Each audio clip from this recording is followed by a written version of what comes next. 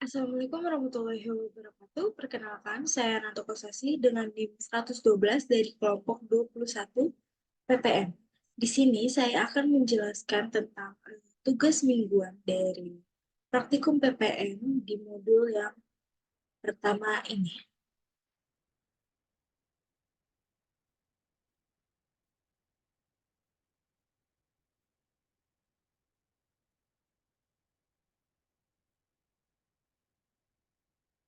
Oke, di sini bisa dilihat ada soalnya. Yang kebetulan saya ini ada di shift 2. Di sini soalnya itu sebuah perusahaan yang bergerak pada produksi pemintalan benang melakukan pengukuran untuk salah satu benang kapas berjenis Combat 40S CM40 per 1. Adapun data yang didapatkan untuk pengukuran nomor benang adalah sebagai berikut. Buatlah peta kendali yang sesuai, lalu berdasarkan grafik yang dihasilkan apakah proses terkendali secara statistik. Dan ini ada tabelnya di sini.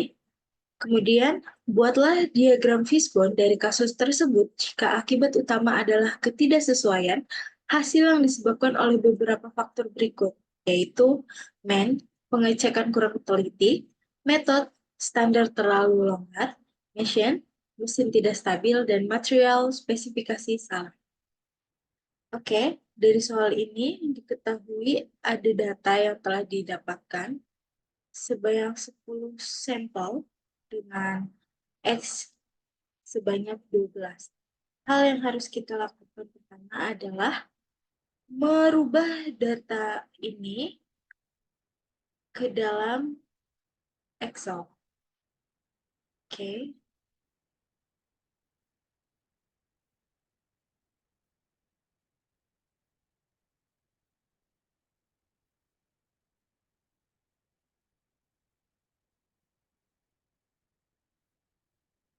Nah, ini adalah data di soal tadi yang sudah kita ubah ke dalam bentuk Excel. Dan kemudian untuk sheet 2-nya di sini juga ada untuk diagram fishbone yang sudah diketahui tadi kita masukkan juga ke dalam Excel. Jika sudah, kita bisa melakukan perhitungan menggunakan RStudio.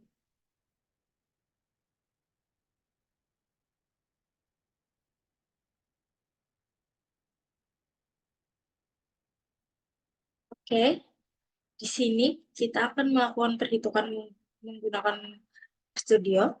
Untuk langkah yang pertama yaitu kita ketik file, kemudian kita ketik new project, lalu di situ nanti ada eh, kita buat project baru menggunakan Excel yang sudah kita buat sebelumnya. Jadi kita memasukkan Excel tersebut ke dalam RStudio terlebih dahulu. Karena di sini kita sudah memasukkan, jadi akan muncul file yang sudah kita buat tadi di Excel di RStudio ini. Nah, untuk langkah selanjutnya adalah kita menginstal package terlebih dahulu. Bagaimana caranya? Untuk caranya itu kita log, kemudian kita klik CTRL Enter. Itu tandanya kita run. Nah, karena di sini saya sudah menginstal dan tulisannya adalah successfully unpackaged and MD5 sums check. Ini tandanya sudah terinstall. Kemudian kita bisa mengaktifkan package menggunakan sintaks seperti ini. Cara yang sama di blok kemudian di CTRL Enter. Nah, jika sudah seperti ini, tandanya itu sudah aktif. Kemudian, hal yang kita lakukan selanjutnya adalah menginput data. Data dari mana? Data dari Excel yang telah kita buat tadi. Dengan sintaks seperti ini. Ada sheet 1, read, XLSE, dan tuming ppm. Nah, tuming ppm ini diisi sesuai dengan nama file yang telah dibuat tadi. Kemudian sheet 1. Nah, jika sudah, bisa kita run dengan CTRL Enter. Nah, kemudian di sini data sudah terinput. Lalu di sini kita akan menghilangkan kolom ke-1.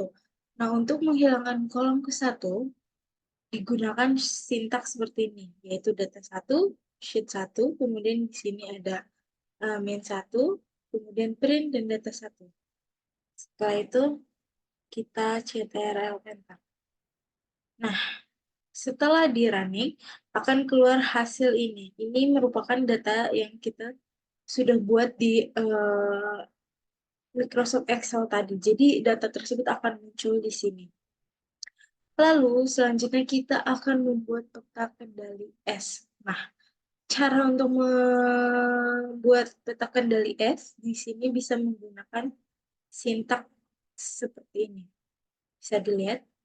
Di sini ada peta underscore S, maksudnya ada peta untuk kendali S, kemudian ada QCC, kemudian ada data 1, kemudian type-nya itu S, title-nya itu peta kendali S, kemudian X-lab-nya itu subgroup, Y-lab-nya itu standar deviasi, dan add stats-nya itu ada false. Jika sudah, sintak ini bisa kita run dengan mengklik Ctrl Enter. Nah, setelah kita klik, di sini akan muncul hasil dari peta kendali berdasarkan